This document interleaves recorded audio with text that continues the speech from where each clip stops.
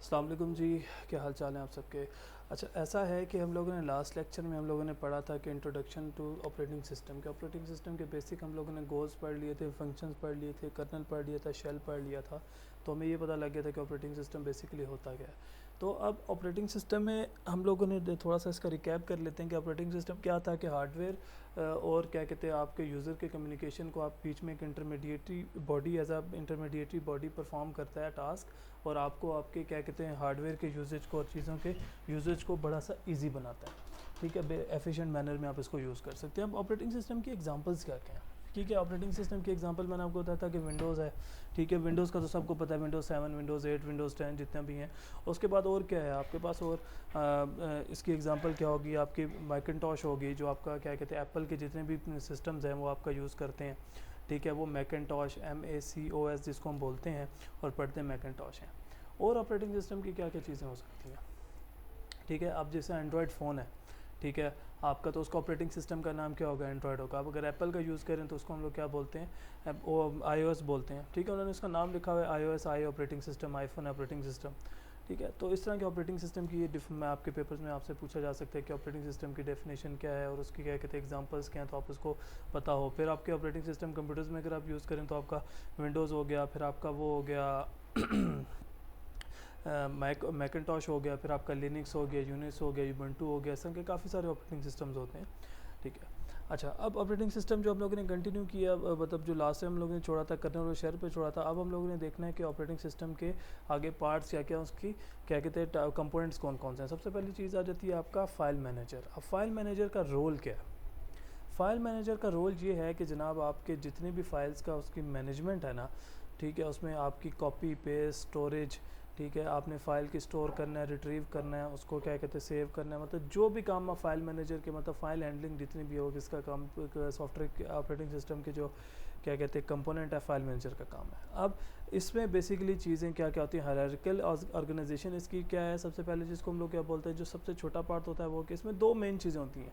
सबसे पहले क्या होती है, डायरेक्टरी होती है, फिर डायरेक्टरी का पाथ। और डायरेक्टरी हम लोग इसको क्या बोलते हैं, इसको फोल्डर बोल रहे हैं आप कि डायरेक्टरी जो है या फोल्डर है कि आपको पता होना चाहिए फोल्डर क्या है, और उसके बाद पाथ क्या है कि वो फोल्डर किस जगह पे पड़ा है। लेट्स सपोज पाथ क्या है कि जी आपने डी ड्राइव में डबल क्लिक किया, वहाँ पे असाइनमेंट्स का एक फोल्डर था, उसको डबल क्लिक किया, असाइनमेंट्स में जाके आपने आईटीसी पे डबल क्लिक किया, तो आईटीसी में जाके जी आपने असाइनमेंट 4 पे डबल क्लिक किया, तो जो आपका वो स्पेसिफिक फोल्डर हो गया वो आपका क्या कहते हैं ये डायरेक्टरी हो गई।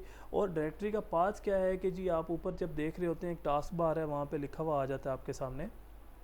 ठीक है, कि आपके पास ये है, मैं आपको ये थोड़ा सा दिखा देता हूँ कि ये आप देखें, ये जो सामने आपके पास क्विक एक्सेस है। फॉर एग्जांपल ये मैं गया यहाँ पे किस में, ये एनजीओ में चला गया, और यहाँ पे ये देखें, ये जो आपके इसमें अब मैंने इस पर क्लिक किया ना, तो ये आपके पास ये जो हाईलाइट हो रहा है DNGO, तो इसका मतलब क्या है कि ये जो आपके पास जो मैंने दिखाया था आपको DSOL.NGO, ये क्या है आपका डायरेक्टरी का पाथ है। ठीक है, जो एक स्पेसिफिक फ़ोल्डर था वो एनजीओ था, और उसके साथ उसने क्या जी डी कॉलन क्या कहते हैं फिर स्लैश डाल दिया, फिर उसके बाद उसके फोल्डर का नाम फिर एनजीओ, मतलब जो भी आपका एक पूरा पाथ है जो मैंने आपको एरिया बताया सर्च बार का, इसके अंदर जितनी भी चीज़ आ रही है इसको हम लोग क्या बोलते हैं, पाथ डायरेक्टरी का पाथ बोलते हैं, कि इसका एड्रेस बोल देते हैं। ठीक है, अब user created bundle of files and other directories सब डायरेक्टरीज के अंदर डायरेक्टरीज और सब डायरेक्टरीज हो सकती हैं। फिर user path sequence of directories with in directories के, मतलब आप वो डायरेक्टरी है उसके अंदर विद इन डायरेक्टरी, मतलब आखिर तक जो आप लोगों ने यूज़ करना उसका पाथ होता है वो आपका डिफाइन कर सकता है। उसके बाद आपके पास डिवाइस मैनेजर क्या है। डिवाइस मैनेजर हम लोगों ने इस पर स्टडी किया था। ठीक है, डिवाइस मैनेजर क्या था जी, आपने क्या किया कि आपने कोई चीज़ इंस्टॉल की, प्रिंटर आप लोगों ने कंप्यूटर के साथ कनेक्ट किया, तो क्या हुआ जनाब, उसमें एकदम से क्या कहते हैं उसमें पॉपअप आ गया जी कि आपने इसका ड्राइवर इंस्टॉल करो। ठीक है, तो वो बेसिकली वो कौन बंदा भेजा होता है, वो आपका डिवाइस मैनेजर भेजा होता है, जिसका काम क्या होता है कि उसने आपके डिवाइस को मैनेज करना है, कि उसके डिवाइस ड्राइवर्स हो गए, उसकी क्या कहते हैं इंस्टॉलिंग अनइंस्टॉलिंग, मतलब इस तरह के जितने भी सारे काम हो गए वो सारे के सारे कौन करेगा, आपका डिवाइस मैनेजर जो इसका एक कंपोनेंट है वो करेगा। ठीक है, अब जैसे आप लोगों ने कोई स्कैनर इंस्टॉल किया तो फ़ौरन से आपको इसमें वो यूज़ नहीं हो पा रहा, तो आपको क्या करना है, उसके ड्राइवर्स इंस्टॉल करने पड़ते हैं। अब आपके पास कुछ डिवाइसेस आती हैं जिसको हम क्या बोलते हैं, प्लग एंड प्ले डिवाइसेस। अब प्लग एंड प्ले डिवाइसेस क्या होती है, जैसे आपकी USB है, बस आपने कंप्यूटर के साथ अटैच की, कोई ड्राइवर करने की ज़रूरत नहीं, ऑटोमेटिक उसने अपना ड्राइवर इंस्टॉल किया और आपने इसको यूज़ कर दिया। प्लग एंड प्ले का मतलब क्या होता है, रेडी टू यूज़। फिर कुछ आपके आप जैसे कीबोर्ड हो गया, माउस हो गया, कुछ आपके क्या कहते हैं प्लग एंड प्ले ही आते हैं कि आपने बस अटैच किया और यूज़ करना शुरू कर दिया। तो ऐसा नहीं है कि इनको ड्राइवर्स की ज़रूरत नहीं होती, इनके प्री इंस्टॉल्ड आपके सिस्टम में ड्राइवर्स होते हैं जो उसको फ़ौरन से स्मार्टली उसको जैसे ही वो कनेक्ट होता है उसको इंस्टॉल कर देते हैं। जब ऑपरेटिंग सिस्टम आपका बन रहा होता है ना, ऑपरेटिंग सिस्टम में क्या किया जी, HP वालों को कहा जी जितने आपके कीबोर्ड्स हैं आप उनके ड्राइवर्स भेज दें। उसके बाद आपको डेल वालों को कह दिया, मतलब बेसिक सब के ड्राइवर्स उठा लिए और जाके आपके सॉफ्टवेयर के उसके अंदर ऑपरेटिंग सिस्टम के अंदर डाल दिया और डिवाइस मैनेजर को बता दिया कि अगर डेल का कीबोर्ड या माउस लगेगा तो आपने ये वाला ड्राइवर यूज़ कर लेना। तो वो फ़ौरन से आपको फील भी नहीं होता, मतलब इन नो टाइम वो आपको इसको चलाना शुरू कर देते हैं। तो ये सारे का सारा इस तरह का जो काम होता है वो कौन कर रहा होता है कि आपका डिवाइस मैनेजर कर रहा है, पार्ट होता है ऑपरेटिंग सिस्टम का, और इसने सारी चीज़ें मैनेज करनी है किधर, डिवाइस मैनेजर में। अच्छा, उसके बाद आपके पास क्या आ जाता है, मेमोरी मैनेजर। मेमोरी मैनेजर एक तो आपकी वो जो ऊपर स्टोरेज होगी वो तो हम लोगों ने जो सेकेंडरी मैनेजर है वो कौन कर रहा है, आपका फाइल मैनेजर कर रहा है। अब दूसरी मेमोरी मैनेजमेंट है, ये है कौन सी, इंटरनल मेमोरी जिसको हम मेन मेमोरी बोलते हैं, वोलेटाइल मेमोरी जो है उसका काम क्या होता है कि इसने कोऑर्डिनेशन करनी है तमाम टास्क के साथ और उनको मेन मेमोरी के साथ उसमें एलोकेट करना है, डी एलोकेट कर देना है स्पेस इन मेन मेमोरी, मतलब एलोकेशन भी करनी है, डी एलोकेशन भी करनी है मेन मेमोरी में कि भाई एक आपने टास्क परफॉर्म किया वो कंप्लीट हो गया तो उसको वहाँ से डिलीट करा दिया कि चलें भाई आपका काम ख़त्म हो गया। और अगर जो जगह खाली पड़ी है तो नए प्रोसेस को उसको जगह देती चलें जी आप आके यहाँ पर अपना काम यहाँ पे स्टार्ट करते हैं, अपने एग्जीक्यूशन करा लें। तो इस तरह के जितने भी प्रोसेसेस हैं ये कौन कर रहा होगा, आपका मेमोरी मैनेज कर रहा होगा। अब इसके अंदर प्रोसेसेस क्या हैं, मैं काफ़ी बार बीच में यूज़ कर रहा हूँ जी प्रोसेस। तो प्रोसेस बेसिकली है क्या, एक ये activity of execution of program के, एक प्रोग्राम की एग्जीक्यूशन की जो एक्टिविटी है ना उसको हम क्या बोलते हैं, प्रोसेस बोलते हैं। तो ये बेसिकली एक प्रोग्राम नहीं होता लेकिन उसकी एक एक्टिविटी होती है कि लेट्स सपोज हम लोगों ने एक, मैं छोटी सी एग्जांपल देता हूँ जी, MS वर्ड की एक एक्टिविटी परफॉर्म की जी, डिज़ाइन, ठीक है। तो उस प्रोग्राम की एक एक्टिविटी को परफॉर्म करेगा जो एग्जीक्यूशन स्टेट की, अगर प्रोग्राम की अगर कोई एग्जीक्यूशन स्टेट है ना उसको हम लोग क्या बोलते हैं, प्रोसेस बोलते हैं, ठीक है। इस तरह से आप समझ लें इसको।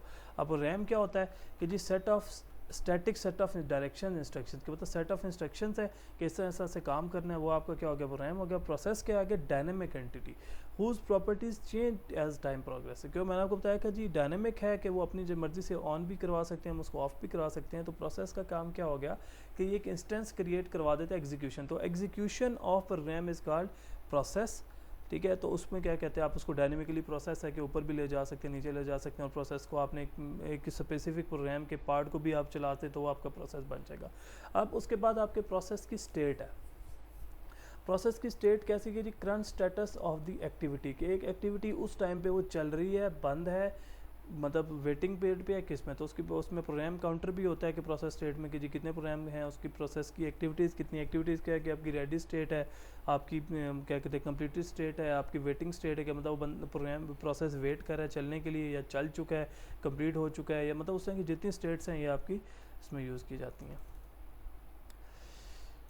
ओके जी, अब आपके पास ये जी प्रोसेस मैनेजर, प्रोसेस का हमें पता लग गया जी क्या रहता है, और उसके बाद प्रोसेस मैनेजर है। प्रोसेस मैनेजर में दो बातें हैं आपकी, या तो एक स्केजुलर है और एक डिस्पैचर है। स्केजुलर का काम क्या होता है कि उसने क्या करना है, जो आपके प्रोसेस या एक्टिविटीज़ है उनको स्केजूल कर लेना है कि जी पहले इस प्रोसेस का टाइम है, दूसरा इसका टाइम है, तीसरा चौथा पांचवा, मतलब इसका एक प्रोसेस टेबल होता है, ठीक है। उस प्रोसेस टेबल के अंदर आप लोगों ने चीज़ें लिखनी होती है कि जी ये प्रोसेस टेबल है, इसकी प्रायोरिटी 1 है, दिस मतलब इस तरह की प्रोसेसेस आपने लिख दी, उनकी प्रायोरिटीज़ डिफाइन कर दी, उन प्रायोरिटीज़ के हिसाब से क्या होगा, स्केजूल कर लिया, ठीक है। फिर उस स्केजूल किए हुए को आगे मेन मेमोरी में भेजने का काम किसका होता है, डिस्पैचर का होता है। कि प्रोसेस टेबल से आपने प्रोसेस को भेजा, तो वो क्या भेजने का मतलब क्या होता है, डिस्पैच करना। तो उसने क्या किया जी, स्केजूल को वो टेबल में से देखा और उसको आगे स्केजूल कर दिया।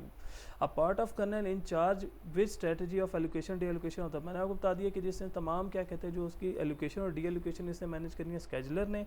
रिकॉर्ड्स ऑल द प्रोसेस, अब वो जो रिकॉर्ड किस में करता है जी, प्रोसेस टेबल में करता है, ठीक है। एक पूल सा होता है जिसके अंदर पड़े होते हैं, जो कंप्लीट होते हैं तो उनको निकालता जाता है, जो नए होते हैं उसको उसमें डालता जाता है, ये प्रोसेस टेबल होता है। डिस्पैचर क्या होता है, डिस्पैचर का काम क्या, ये भी कर्नल का कंपोनेंट आप बना बताया था ना, शेल और कर्नल। तो शेल का काम था ग्राफिक का, इंटरनल काम और सारे कर्नल से होते हैं।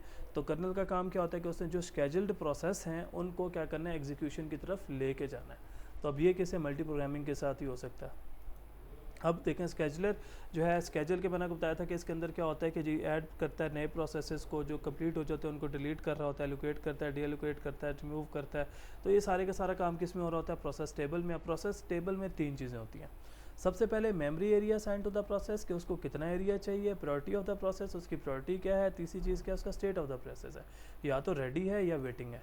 कि मतलब लेट्स सपोज अगर एक प्रोसेस चल रहा है और फ़ौरन से उसकी जगह आ गई तो अपनी बिल्कुल रेडी टेंशन होकर बैठ गए जी हाँ भाई मेरी बारी आने वाली है। दूसरा पीछे 4-5 जगहों पर नीचे बैठो, उसे पता है यार अभी ऊपर 4 बंदे बैठे हुए हैं तो वो प्रोसेस कंप्लीट होंगे तब मेरी बारी आएगी। तो इसकी 2 स्टेट्स होगी, रेडी होगी, वेटिंग होगी, उसके बाद कंप्लीटेड वाली स्टेट जैसे ही आएगी तो प्रोसेस टेबल से उसको वैसे ही डिलीट करा दिया जाएगा। ठीक है, अब लास्ट इसका जो आ जाता है प्रोसेस ऑपरेटिंग सिस्टम का जो कंपोनेंट है तो उसको या इसका एक चैलेंज भी कह सकते हैं जिसको हम लोग क्या बोलते हैं डेडलॉक। डेडलॉक का मतलब ये होता है कि एक प्रोसेसेस आप लोगों ने स्केजूल कर दिए, डिस्पैच कर दिए, तो बीच में किसी प्रोसेस में एरर आ गया, वो वहीं पे आके रुक गया। तो उसने जब एरर आ गया, रुक गया, तो उसने प्रोसेस टेबल को रोक दिया। उससे क्या हुआ कि डिस्पैचिंग भी नहीं हो रही, स्केजलिंग भी नहीं हो रही, तो वहाँ पे डेडलॉक हो गया। इनसे आप इन सिंपल वर्ड कहते हैं जी आपका सिस्टम हैंग हो गया कि ना आप सिस्टम आगे जा रहा है ना पीछे जा रहा है, तो ये वो क्या चीज़ है आपका डेडलॉक हो गया जी। Another problem of resource allocation, resource allocation के दरमियान में प्रॉब्लम आ जाता है। Process block each and other from, मतलब तमाम चीज़ों को रोक देता है काम करना। कंडीशंस क्या क्या होती हैं डेडलॉक को रिक्वायर करने के लिए? क्या completion of non shareable resources, क्या आप लोगों ने कोई ऐसा काम कर दिया जिसको क्या कहते हैं वो नॉन शेयरेबल रिसोर्सेज थे। दूसरा resources requested bye on partial पे, आपने पार्शल बेसिस पे रिक्वेस्ट किए थे लेकिन आप उसको ज़्यादा यूज़ करें तो फिर डेडलॉक आ जाएगा। And allocated resource can not be forcefully retrieve, और आपका एलोकेटेड है जो एक आपने रिसोर्स किया हुआ था उसको फोर्सफुली आप रिट्रीव नहीं करवा सकते। ठीक है, ये डेडलॉक की बेसिक आपकी क्या होती हैं कंडीशंस आ जाती हैं। अब ये एक आपकी एक डायग्राम है, फॉर एग्जांपल देखें जी एक ट्रेन जा रही है, यहाँ से आ रही है, ठीक है, यहाँ से। अब आपने प्रोसेस स्केड्यूल में क्या होता है कि आपने सारी चीज़ें मैनेज करनी है कि जी इसके आगे 4 ना आए, ठीक है, 3 ही आए। अगर ये 3 की ट्रेन होती यहाँ से गुजर जाती, इधर भी ट्रेन होती यहाँ से भी गुजर जाता, यहाँ से भी गुजर जाता। अब प्रॉब्लम क्या है कि इधर भी उसने एक एक्स्ट्रा भेज दिया है, इधर से भी एक एक्स्ट्रा भेजी है, स्केजुलर की गलती है। ठीक है, डिस्पैचर ने बल्कि स्केजल कर दिया और साथ में उसकी डिस्पैचर की गलती है, उसने भी इसको डिस्पैच कर दिया। अब हुआ क्या कि जब यहाँ पे पहुँचा तो इस जगह पे आके डेडलॉक क्रिएट हो गया। अब ये ऐसा डेडलॉक है, इसको क्या कहते हैं, ये कंप्यूटर हैंग हो गया कि इस जगह से आगे वो कंप्यूटर चल नहीं सकता, ना उधर से चल सकता है ना इधर से चल सकता। तो इस टाइम पे आपने क्या करना है जी, कंप्यूटर को रीस्टार्ट करना है। कंट्रोल आर डिलीट आप लोग करते हैं तो वो जाके आप क्या करते हैं, कंट्रोल आर डिलीट करते हैं तो प्रोसेसेस में जाके प्रोसेसेस को किल करवा रहे होते हैं। वहाँ पे आप देखें जी लिखा होता है नॉट रिस्पॉन्डिंग, कि जो प्रोग्राम मस्ती कर रहा है जिसमें प्रॉब्लम आ रहा है उसमें नॉट रिस्पॉन्डिंग लिखा हुआ आ रहा होता है, तो उसको आपने क्या करना होता है, उसको आप किल कर देते हैं, एंड टास्क करते हैं, तो वो उसके दोबारा वो वाला आप ये देखें एंड टास्क करेंगे, ये दोनों हट जाएंगी। ठीक है, हट जाएंगे तो इसमें क्या होगा कि ये फिर 4 हो जाएंगी, तो उसकी जगह से ये क्या, ये आगे पहुंच जाएगा तो इसकी जगह बन जाएगी, इधर से भी आगे आ जाएगा तो इसकी जगह बन जाएगी, ये प्रोसेस आपका चलना शुरू हो जाएगा। तो ये आपको रेल रोड के साथ इंटरसेक्शन के तरीके से समझाया गया है कि ये प्रोसेस किस तरह से डेडलॉक की तरफ जाते हैं। अब गेटिंग ओएस स्टार्टेड, अब मतलब ऑपरेटिंग सिस्टम को स्टार्ट कैसे करते हैं, अब इसको बोलते हैं बूटस्ट्रैपिंग। बूटस्ट्रैपिंग क्या है कि आप लोगों ने जब कंप्यूटर का जैसे बटन ऑन करते हैं शुरू में एक ब्लैक सी स्क्रीन आती है जिसको बायोस कहते हैं। वो बेसिकली क्या कर रहा होता है, आपके सारे के सारे रिसोर्सेज को जगा रहा होता है कि उठ जाओ भाई, कंप्यूटर ऑन हो गया, अपने अपने काम पे लग जाओ सारे। ठीक है, तो वो सारा का जो प्रोसेस होता है इनपुट डिवाइसेस और आउटपुट डिवाइसेस के साथ मैनेजमेंट का, उनको सारे को रेडी स्टेट में उनकी चेक करना कि हाँ भाई सारे वर्किंग में है नहीं है, तो वो सारे का काम क्या होता है, उसको हम लोग क्या बोलते हैं, बूटस्ट्रैपिंग बोलते हैं। बूटिंग क्या है कि आपने ऑपरेटिंग सिस्टम के चीज़ों को मैनेज ऑन करना है, कि मतलब उसने कीबोर्ड, आप जैसे ही आप लोग देखते हैं कंप्यूटर आपने ऑन किया, एकदम से कीबोर्ड की 3 लाइट्स होती हैं ऑन होकर ऑफ होती हैं, तो कीबोर्ड उसको क्या कहते हैं, वो कहते हैं ना प्रेजेंट सर, कि हाँ जी मैं अवेलेबल हूँ। माउस की भी आप अगर उल्टा करके देखें उसकी भी फ़ौरन से लाइट ऑन होकर ऑफ होती है। ठीक है, आप उसमें की आप प्रिंटर देखें, प्रिंटर भी आप जैसे ही ऑन करते हैं तो उसका भी वो थोड़ी सी एक ब्लिंक सा करता है। कि आप हार्ड ड्राइव है, मतलब वो तमाम चीज़ों को ना एक दफ़ा चेक करता है और उनको बता देता है हाँ भी ये रेडी स्टेट में है। जिस जगह पे प्रॉब्लम है, लेट्स सपोज आपका कीबोर्ड नहीं लगा, बूटिंग में जाके आप देखेंगे जैसे ही जाके वहीं रुक जाएगा जी, आपका कीबोर्ड प्रेजेंट नहीं है, माउस पे नहीं रुकता, कीबोर्ड आपका कहेगा नहीं है अवेलेबल। आपने हार्ड ड्राइव नहीं लगाई हुई तो हार्ड ड्राइव को चेक करेगा, नहीं है, वहाँ से उसका रिस्पांस नहीं आया तो फ़ौरन वहाँ पे एरर आ जाएगा जी, हार्ड ड्राइव का एरर आ रहा है। ठीक है, इस तरह के जितने मतलब मल्टीपल इश्यूज़ आते हैं। ठीक है, रैम नहीं लगी हुई, रैम आप जब नहीं लगाएंगे कंप्यूटर ऑन होगा तो आपको ब्लैक स्क्रीन नज़र आ जाएगी कि क्या वजह होगी कि उसके पास मेमोरी नहीं है, उसको क्या चलाए। तो ये सारे का काम जो है ना बूटिंग का प्रोसेस है, जिसमें क्या करते हैं आप उसको क्या कहते हैं, तमाम इनपुट आउटपुट डिवाइसेस को ओके करते हैं, ऑन करते हैं और ऑन करके उसको ऑपरेटिंग सिस्टम को स्टार्ट कर देते हैं ताकि वो सारा कम्युनिकेशन हो जाए। अब ये एक बूटिंग का प्रोसेस है। ठीक है, पहला स्टेप क्या है कि machine start by executing the bootstrap programs already in memory, operating system is stored in the mass storage. अब मैश स्टोरेज क्या है, आपकी सेकेंडरी मेमोरी जो कि ऑपरेटिंग सिस्टम आपका सी ड्राइव में से होता है। ठीक है, ये ऐसा नहीं होता कि मेन मेमोरी में नहीं होता, मेन मेमोरी में का मतलब ये है कि वो चीज़ उड़ जाएगी। ठीक है, नॉन वोलेटाइल होता है, तो इसलिए फिर उसको हम लोग क्या करते हैं, सी ड्राइव में या हार्ड डिस्क में स्टोर करवाते हैं। और आपका जो रोम है उसके अंदर बूटस्ट्रैप प्रोग्राम होता है कि जो उसने बूटिंग का प्रोसेस करना है बस प्रोसेस किया और चल गया। अब लेट्स सपोज अब इसमें क्या है कि रैम के अंदर हम लोगों ने क्या किया होता है कि एक थोड़ा सा ना मेन मेमोरी के अंदर हम लोगों ने थोड़ी सी जगह एलोकेट की होती है, जिसके अंदर हम लोगों ने थोड़ा सा एम्बेड करवा दिया सॉफ्टवेयर, कौन सा, लेट्स सपोज बूटिंग का। आप हार्ड डिस्क उतार देते हैं, ऑपरेटिंग सिस्टम तो नहीं चलेगा लेकिन कंप्यूटर ऑन होगा, उसके फर्मवेयर को ऑन कर देगा। ठीक है, तो फर्मवेयर ऑन करने के लिए उसको थोड़ी सी मेमोरी चाहिए होगी, वो कौन सी होगी आपकी, उसमें होगी। अब ये देखें इसमें ना मेन मेमोरी के अंदर उसने दो पार्ट्स बनाए कि रोम है, रोम का मतलब ये है कि रीड ओनली मेमोरी कि ये इसके अंदर स्टे करेगी। वॉलेटाइल मेमोरी जो है मेन मेमोरी है, जो इसको स्टे नहीं करती, कंप्यूटर ऑफ किया तो दोबारा ही ख़त्म हो जाएगी। ये डिस्क स्टोरेज है, इसके अंदर ऑपरेटिंग सिस्टम स्टोर हुआ हुआ है। अब स्टेप 2 क्या है, bootstrap rams direct the transfer of operating system into main memory and then transfer into the control it. ठीक है, अब ये देखें कि क्या हुआ कि मेन मेमोरी में बूटस्ट्रैप क्या कहते हैं, रोम में बूटस्ट्रैप चला, वोलेटाइल मेमोरी में क्या ऑपरेटिंग सिस्टम आ गया कि इसने हार्ड ड्राइव से उठाया और इसको यहाँ पे ले आया। ठीक है, हार्ड ड्राइव पे, और ये जो तीसरा वाला पार्ट है यहाँ पे प्रोग्राम्स, ये ऑपरेटिंग सिस्टम के ऊपर जितने प्रोग्राम्स होंगे वो रन कर रहा होगा। ठीक है, अब ये क्या काम करेगा जी, इस इधर से सारी कंट्रोलिंग अथॉरिटी बन जाएगा, जो आपको सारे का ऑपरेटिंग सिस्टम के हम लोगों ने शुरू में जितनी भी चीज़ें पढ़ी हैं उसको मैनेज कर लेगा। ठीक है जी, यहाँ पे आपका ऑपरेटिंग सिस्टम का लेक्चर भी कंप्लीट होता है। इंशाल्लाह नेक्स्ट वीक हम इसको मज़ीद और देखेंगे। नेक्स्ट हमारा जो लेक्चर है उसको कंप्लीट करेंगे। ऑलमोस्ट हमारे क्या कहते हैं काफ़ी सारा कोर्स कंप्लीट हो चुका है, कुछ हमारे लेक्चर्स रहते हैं तो वो भी इंशाल्लाह हम जल्दी कंप्लीट कर लेंगे। तो ऑपरेटिंग सिस्टम की अब आप लोगों को समझ आ गई कि बेसिक जो यूज़र इंटरफेस और क्या कहते हैं आपके हार्डवेयर को आपस में कम्युनिकेट करवाने के लिए जो इंटरमीडिएटरी बॉडी होती है उसको हम लोग ऑपरेटिंग सिस्टम कहते हैं, जिसका काम क्या होता है कि यूज़र से काम करवाना और कर्नल के साथ। तो शेल आ गया, कर्नल आ गया, ठीक है, उसके फिर आपके पास कंपोनेंट्स आ गए थे, मैंने आपको बताया डिवाइस मैनेजर है, प्रोसेस मैनेजर है, स्केजुलर है, डिस्पैचर है, फिर आपका डेडलॉक्स क्या होते हैं। ठीक है, इसमें काफ़ी सारी चीज़ें हम लोगों ने आज कवर की हैं। तो आज बस यहाँ पे हमारा लेक्चर ख़त्म होता है, तो इंशाल्लाह नेक्स्ट में मुलाकात होगी। Thank you ji.